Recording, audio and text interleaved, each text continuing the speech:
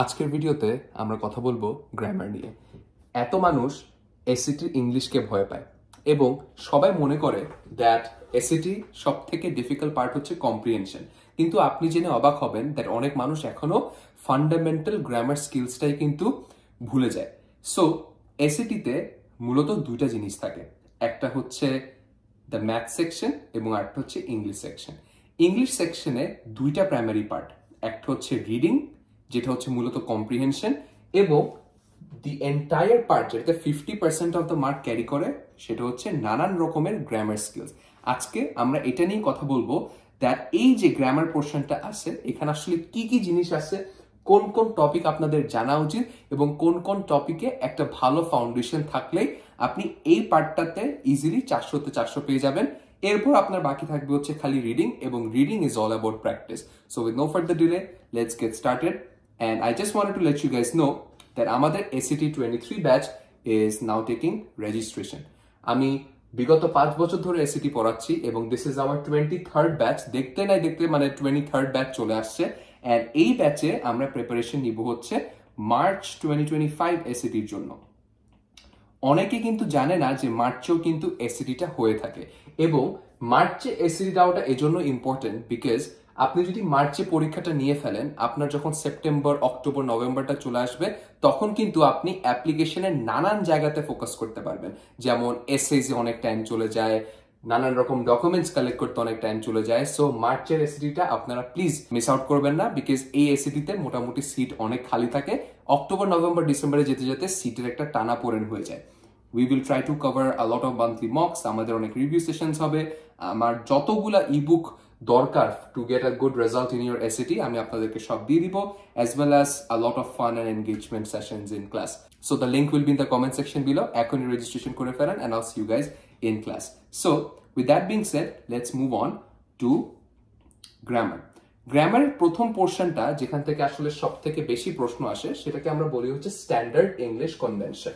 এখন standard English convention is just a very fancy way of saying যে আচ্ছা grammar এখানে কি কি জিনিস আছে, অনেকগুলা টপিকই আছে। Starting of with subject verb agreement, একটা সিম্পল কনসেপ্ট যে সিঙ্গুলার যদি সাবজেক্ট হয় ভার্ব হচ্ছে সিঙ্গুলার, সাবজেক্ট যদি প্লুরাল হয় ভার্ব হচ্ছে plural, right? Absolutely basic concept, কিন্তু এই বেসিক ফান্ডামেন্টালে এত রকম মিস্টেক যে মানুষের হয়, আর মেইন মিস্টেকটা এই জন্যই হয় কারণ এসিটিতে আপনাকে খালি একটা লাইন দিয়েই বলবে না যে সাবজেক্ট ভার্বের ভুলটা বের করো। আপনাকে একটা প্যাসেজ দেওয়া হবে, ওই প্যাসেজে আপনাকে বুঝতে হবে যে সাবজেক্টটা কি, ওইটার করেসপন্ডিং ভার্বটা কি, এবং এটা ঠিক আছে নাকি ঠিক নাই। Same goes for tense. Normally যে টেন্সে মেজরিটি অফ দ্য বাংলাদেশিস ধরা খায় সেটা হচ্ছে any kind of perfect tense যেখানে হ্যাড বসে। আর বাংলাদেশে আমরা এতদিন যে গ্রামারগুলো শিখে আসতেছি ওইটার প্রপার মেথোডোলজিটা কিন্তু আমাদেরকে শেখানো হয় না। আমরা কি কখনো এই রুলটা শুনছি যে বিফোরের আগে হ্যাড বসে, রাইট? বিফোরের আগে হ্যাড বসে আর আফটারের পরে হ্যাড বসে, রাইট? এই জিনিসটা আমরা কিন্তু অনেক মানে শিখছি একদম ছোটকালে, যখন ক্লাস 5-6 গ্রামার শিখতাম যে ভাই যেখানে বিফোর পাইছো ওটার আগে হ্যাড বসাও, যেখানে আফটার পাইছো ওটার পরে হ্যাড বসাও। These are absolutely the wrong way of learning English.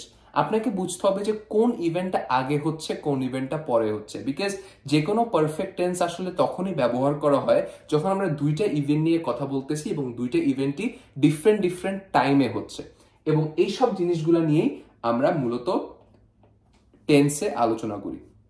Next চলে আসছে হচ্ছে আমাদের সেন্টেন্স স্ট্রাকচার। এখন sentence structure, simple sentence, complex sentence, compound sentence, আপনাকে এগুলোর মধ্যে ডিফারেন্সগুলো বুঝতে হবে, এবং একবার যদি আপনি ডিফারেন্সগুলো বুঝে ফেলেন আপনাকে নানান রকম ভাবে এটাকে টেস্ট করা হবে। পাংচুয়েশন, ও মাই গড, সেমিকোলন এবং কোলনের মধ্যে ডিফারেন্স, এটা নিয়ে আমার একটা অনেক ফান ভিডিও আছে, আপনারা চাইলে ওটা দেখে আসতে পারেন। Finally pronounce. প্রোনাউন্স আমরা সবাই জানি যেটা একটা নাউনের পরিবর্তনে বসে। এখানে অনেক রকম মজাদার কোয়েশ্চেন্স আমরা পেতে পারি। আমি একটা দুটা কোয়েশ্চেন কিন্তু এই ভিডিওর লাস্টে সলভ করব টু শো ইউ যে আসলে ডিজিটাল এসএটিতে কিভাবে প্রশ্ন আসে। So stay tuned until the end. এরপর আমাদের শিখতে হবে হচ্ছে প্যারালেলিজম, যেটা একটা গ্রামারের অনেক ইম্পর্টেন্ট একটা কনসেপ্ট। প্যারালেলিজম মানে কি? প্যারালেলিজম হচ্ছে মূলত একটা রুল যেখানে বলা হয় যে যদি একটা কন্টিনিউয়াস লিস্ট অফ আইটেমস বা একটা কন্টিনিউয়াস একটা সেশন গো থ্রু হয় ইন আ পার্টিকুলার প্যারাগ্রাফ অথবা উইদিন আ পার্টিকুলার সেন্টেন্স, প্রত্যেকটা ভার্ব ফর্ম সেম থাকবে, প্রত্যেকটার প্যাটার্ন সেম থাকবে। এটার একটা সব থেকে পপুলার এক্সাম্পল যেটা আমি on the top of my head আসতেছে, সেটা হচ্ছে, let's remove this. I came, I saw, I conquered. তো এই সেন্টেন্সটাতে খেয়াল করেন এই তিনোটা জিনিসই কিন্তু সেম টেন্স এবং সেম ফর্মে লেখা আছে। যদি এটা আমি লিখতাম I came, I was seeing what was happening and then I eventually conquered it, তাহলে কিন্তু প্যারালেলিজমের স্ট্রাকচারটা ভেঙে যাচ্ছে। এটা নিয়ে আমরা প্রায় 1 ঘন্টা ডিসকাস করি আমাদের এসিটি ব্যাচে, যেটা আমার এই ছোট্ট একটা ভিডিওতে বলা সম্ভব হচ্ছে না, বাট জাস্ট মনে রাখবেন যে parallelism is a very important concept for এসিটি।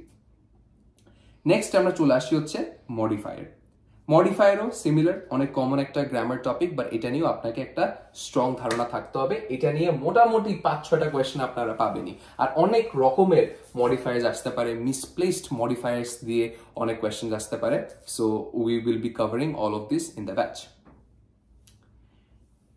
এরপর নেক্সট টপিকটা হচ্ছে ইফেক্টিভ ইউজ অফ ল্যাঙ্গুয়েজ। এখন অনেক মানুষ আসলে ভাবে দ্যাট এসিটি হচ্ছে গ্রামার ভুল থাকবে, ওটাকে কারেক্ট করতে হবে।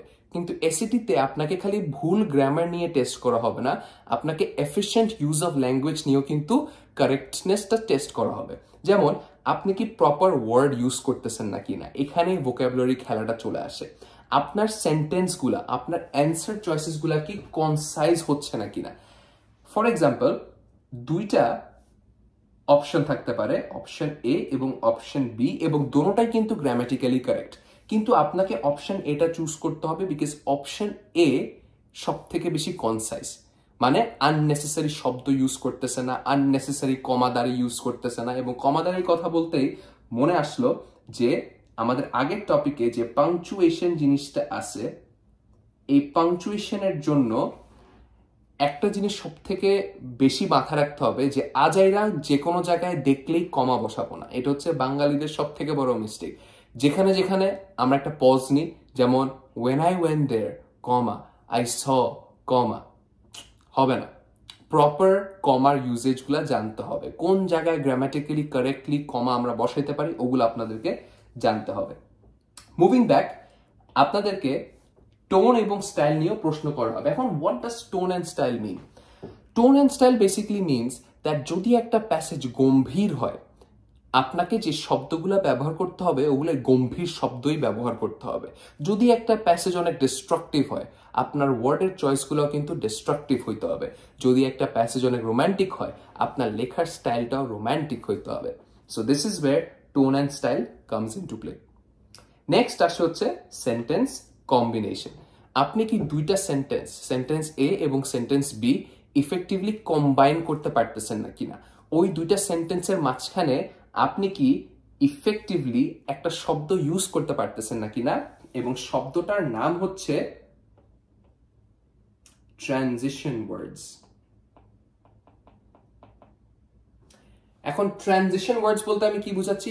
However, furthermore, moreover, nevertheless, on top of that, in spite of, এই সবগুলা শব্দ হচ্ছে basically known as transition words. এবং ট্রানজিশন ওয়ার্ডস এর অনেক রকম প্রকার থাকে, যেমন কি কিছু কিছু কজ এন্ড ইফেক্ট শব্দ থাকে, কিছু কিছু কন্টিনিউয়াস থাকে, এবং এই সকল জিনিসগুলাই কিন্তু আপনাদেরকে প্র্যাকটিস করতে হবে এবং প্র্যাকটিসের মাধ্যমে এগুলা জানতে হবে। নাও we have understood the two major components of grammar. একটা হচ্ছে স্ট্যান্ডার্ড ইংলিশ কনভেনশন এবং আরেকটা হচ্ছে effective use of language. Ultimately SAT is all about contextual grammar. যেটা আমি বলছি, আপনাকে কখনো বলবে না যে এই সেন্টেন্সটার গ্রামার ঠিক করো, এভাবে এসএটিতে প্রশ্ন আসে না। আপনাকে জিজ্ঞেস করা হবে, এটা হচ্ছে একটা প্যারাগ্রাফ, এই প্যারাগ্রাফের মধ্যে একদম একটা স্টোরির আকারে লাইনগুলো চলে আসছে, এবং এই লাইনগুলোর মধ্যে সাপোজ ওরা এই একটা লাইন উঠায় বললো যে এই লাইনটা কি কারেক্ট আছে নাকি কারেক্ট নাই, এখানে 4টা অপশন আছে এ বি সি ডি, এখান থেকে একটা চুজ করো। কিন্তু আমরা ছোটকালে কি পাইছি? আমরা ছোটকালে একটা সাবজেক্ট পড়লাম, যেমন সাবজেক্ট ভার্ব এগ্রিমেন্ট, ওইটারই 10-12টা একসঙ্গে কোয়েশ্চেন্স দিয়ে দিতে এবং আমাদেরকে সলভ করতে হতো। এখানে আমি যে আগে একটা লিস্ট দেখাইছি যে কোনো টপিকের উপর আপনাকে টেস্ট করতে পারে, কিন্তু আপনাকে বলবে না যে এই প্যাসেজে কম্প্রিহেনশন নিয়ে প্রশ্ন আসতেছে, কিন্তু আপনাকে বলবে না যে এই প্যাসেজে আপনাকে পাংচুয়েশনের উপর টেস্ট করা হবে, আপনাকে বলবে না দ্যাট এই প্যাসেজে আপনাকে সাবজেক্ট ভার্ব এগ্রিমেন্ট আইডেন্টিফাই করতে হবে। এই সকল কনসেপ্ট আপনার মাথার মধ্যে আগে থেকে থাকতে হবে যাতে আপনি ইফেক্টিভলি এগুলাকে ইউজ করতে পারেন। So let's put this thing into practice, এবং আমি আপনাদেরকে দুইটা কোয়েশ্চেন এখানে সলভ করে দেখাই। If you want to solve this before me giving you the answer, এখন এই ভিডিওটা পজ করেন and try to solve this on your own. Okay, given that you guys have tried already, let's look at this question. এখানে বলা হচ্ছে a recent study tracked the number of bee species present in 27 New York apple orchards over a 10-year period. Dash found that when wild growth near an orchard was cleared, the number of different bee species visiting the orchard decreased. ঠিক আছে, তো এখন moral of the story হচ্ছে, আগে আমি অপশনগুলো যদি দেখি, খেয়াল করেন সবগুলো অপশনে কি জিনিসটা ডিফারেন্ট। চারোটা অপশনেই যে জিনিসটা ডিফারেন্ট সেটা হচ্ছে the use of punctuation. So obviously এটা হচ্ছে একটা পাংচুয়েশনের প্রশ্ন, তাই না? এই যে দেখেন এখানে একটা কোলন ইউজ করা হচ্ছে, এখানে কমা কমা, এখানে কিছুই নাই, আর এখানে একটা comma. So this is basically a question on punctuation. তো এভাবে আইডেন্টিফাই করা যায় যে আসলে কোয়েশ্চেনটা কিসের উপর করা হচ্ছে। এখন খেয়াল করেন এখানে আমরা যখন সেকেন্ড সেন্টেন্সটা শুরু করি, এইখানে আমি জাস্ট একটা নামকে ইন্ট্রোডিউস করতেছি, ড্যাশ ফাউন্ড দ্যাট। সো এত বড় জিনিস না লিখে যদি আমি এটাকে, যেমন এন্টোমোলজিস্ট, এই ওয়ার্ডটা আপনাদের কাছে নতুন লাগতেই পারে, রাইট? তো আপনি এটা ইগনোর করেন, আপনি এটাকে এমন একটা ওয়ার্ড দিয়ে রিপ্লেস করেন যেটা আপনি জানেন। সো এটাকে আমি রিপ্লেস করি ইঞ্জিনিয়ার লিখে, ঠিক আছে? তো আমি কি ইঞ্জিনিয়ার দ্বিপ্র প্রত্যয় ফাউন্ড দ্যাট, ঠিক আছে? আমি এটা লিখে এটার সাথে একটু কম্পেয়ার করে দেখি। তো আমি যখন বলি ইঞ্জিনিয়ার দ্বিপ্র প্রত্যয় ফাউন্ড দ্যাট, আমি কি দ্বিপ্র প্রত্যয়ের পর কোনো কমা, কোলন, সেমিকোলন এগুলা কি কিছু দিই? এগুলো দিই না। কেন দিই না? বিকজ এখানে একদম আনওয়ান্টেড ইউজ অফ পাংচুয়েশন। মনে আছে আমি কি বলছিলাম, আপনাকে কোন জিনিসটা কারেক্ট ওইটার উপর আপনাকে বুঝতে হবে যে কোন জায়গায় কোন জিনিসটা ইফেক্টিভলি ব্যবহার করা যায়। ইন দিস কেস আমাদের কোনো রকমেরই পাংচুয়েশন ইউজ করতে হবে না, and therefore the answer C, I mean option C is the correct answer, যেখানে আমাদের কোনো কমাদারি কোনো কিছু নেই। and this is how you basically solve these kinds of questions.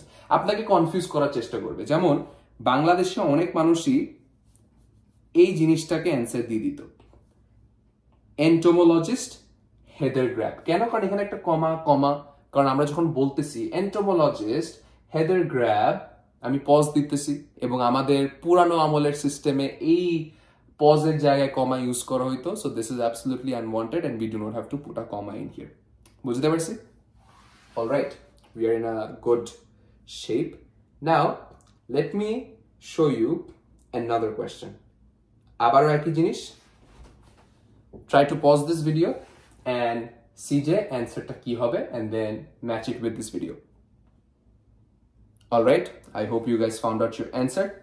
এখানে আমরা দেখতে পারতেছি the alga species Chlorella vulgaris is very efficient at making oxygen. একটা অ্যালগির নাম বলা হচ্ছে যেটা অক্সিজেন বানাইতে অনেক efficient. For this reason, scientists are currently exploring ways to use this species in space. কেন? স্পেসে অক্সিজেনের অভাব আছে, তাই ওরা চিন্তা করতেছে এই পোকামাকড় অ্যালগি ট্যালগি জিনিসপত্রগুলো স্পেসে নিয়ে যায়, অ্যাস্ট্রোনটসের অক্সিজেন পেতে সুবিধা হবে। এরপর বলা হচ্ছে C. vulgaris might be used, for example, to build future biological air exchange systems that dash oxygen for astronauts. ঠিক আছে, এখন এখানে একটা জিনিস খেয়াল করেন, এখানে বলা হচ্ছে ইট মাইট বি ইউজড, মানে ইউজ করা যেতে পারে, একটা ফিউচার এনাউন্সিয়েশন এখানে আনা হচ্ছে, রাইট? এরপর বলা হচ্ছে কিসের জন্য, two build future biological air exchange system that dash. এখন খেয়াল করেন আমাদেরকে গ্রামার নিয়ে একটা প্রশ্ন আসতেছে এবং গ্রামারে আমাদেরকে আইডেন্টিফাই করা খুবই ইম্পর্টেন্ট যে আগের জিনিসপত্রগুলোতে টেন্স কি ইউজ করবে। এখানে বলা হচ্ছে আই ওয়ান্ট টু বিল্ড। এখন বিল্ডটা আসলে কোন টেন্স? বিল্ডটা এখানে হচ্ছে simple present tense, right? Simple present tense. তো similarly that dash oxygen for astronauts, এখানেও এমন একটা শব্দ ইউজ করা যেতে পারে যেটা আগের সেন্টেন্সের টেন্সের সাথে মিল রাখে। And in this case R producing is wrong because এটা কন্টিনিউয়াস টেন্স নিয়ে কথা বলতেছে। প্রডিউসড ইজ অলসো রং, যেটা পাস্ট টেন্সে চলে গেছে। Have produced is also wrong because have produced একটা পারফেক্ট টেন্স ইন্ট্রোডিউস করতেছে। সো এখানে the correct answer would be C, produce. কেন? বিকজ এখানে যদি আমি প্রডিউসটা লিখি, for example to build future biological air exchange that produce more oxygen, আমরা দোনোটাতে build future biological air exchange এবং প্রডিউস এই দোনোটারই কিন্তু গ্রামারের স্ট্রাকচারটা same, and that is why this becomes our answer. I hope this video helps. এগুলা ছিল জাস্ট কিছু স্যাম্পল কোয়েশ্চেন্স যেগুলো এসএটি তে আসে। SAT grammar can be even more trickier than it looks. So practice and I'll see you guys soon.